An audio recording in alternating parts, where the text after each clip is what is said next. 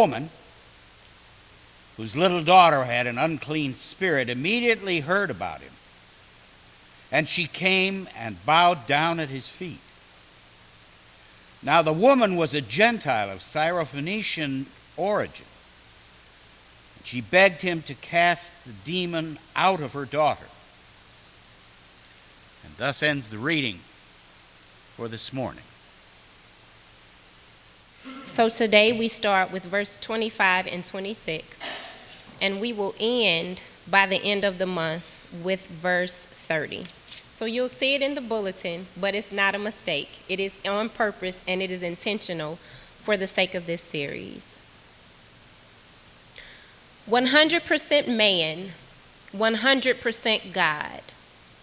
100% human, 100% divine. That's the makeup of he whom we call Jesus.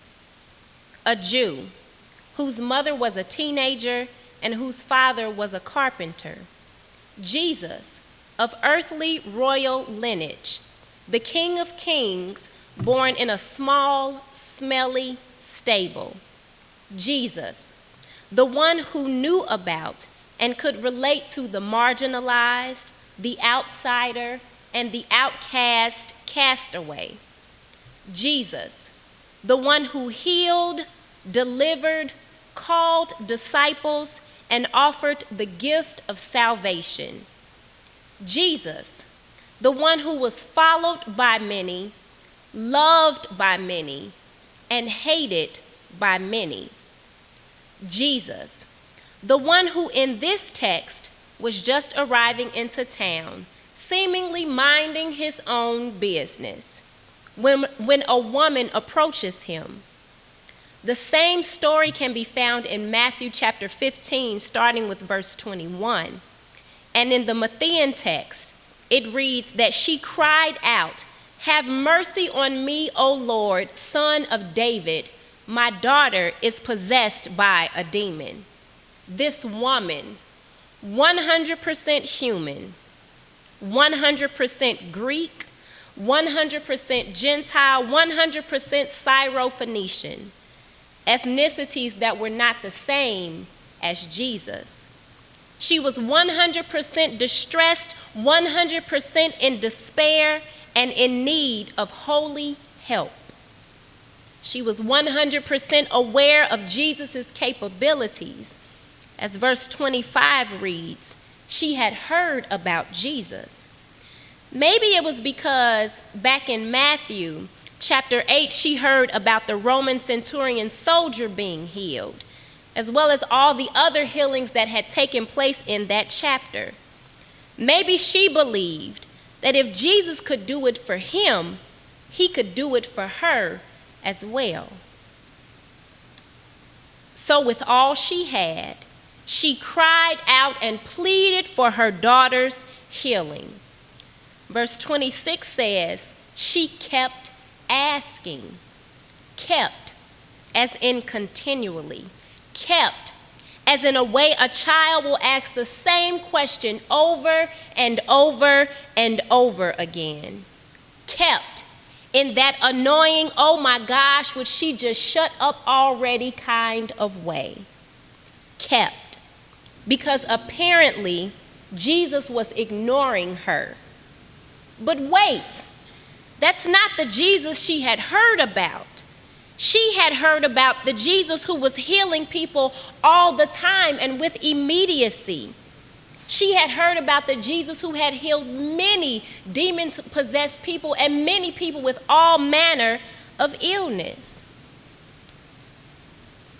I can imagine she was thinking to herself, why is Jesus being different this time around?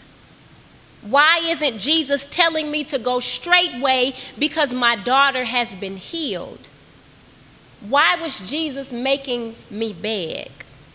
This woman, possibly a single mother, because we hear of no husband being mentioned, had apparently reached her wits' end.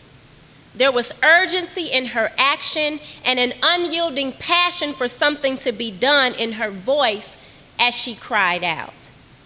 But Jesus, 100% man, 100% God, seemingly acted as if she did not exist because she kept asking. This woman, already anxious and distraught, was also broken. She was broken first and foremost because her daughter, her baby girl, her little princess was sick. Not just sick, but demon-possessed sick.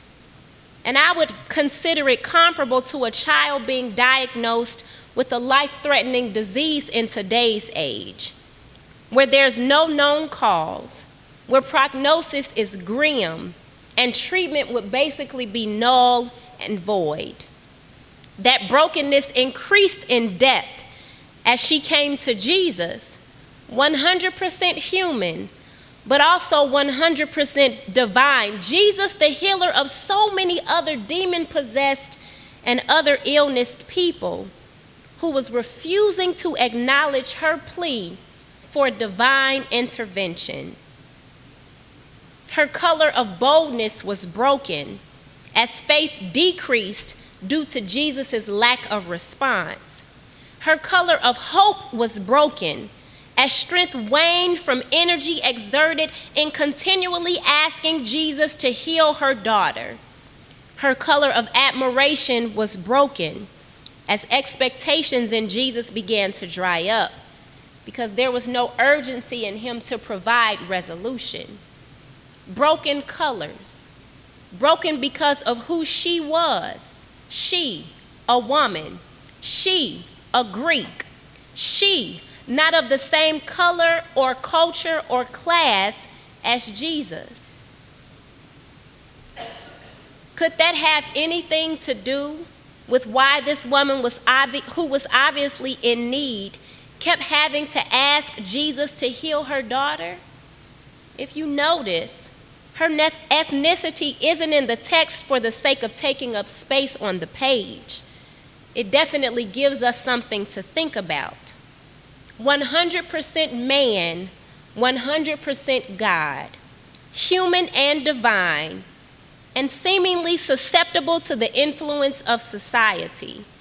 This may be one of the most challenging things to hear about Jesus, but as we delve more into this text during this month, we will, by God's grace, come to understand how and why Jesus was susceptible. We will, by God's grace, come to know what we can do to keep from being prey to the same susceptibility. Racism isn't always about black and white. There are so many colors and cultures that make up this world, that make this world beautiful and that make this world unique.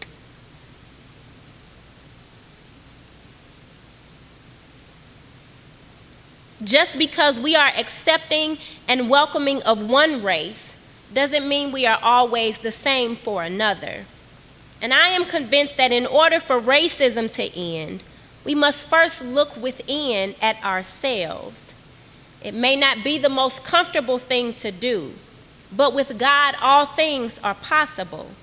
And if we are to be like God and love unconditionally, and act within that space of unconditional love, we have to take the first step to be right within our own selves. And we can do it together with God's grace and with God's help. Thanks be to God.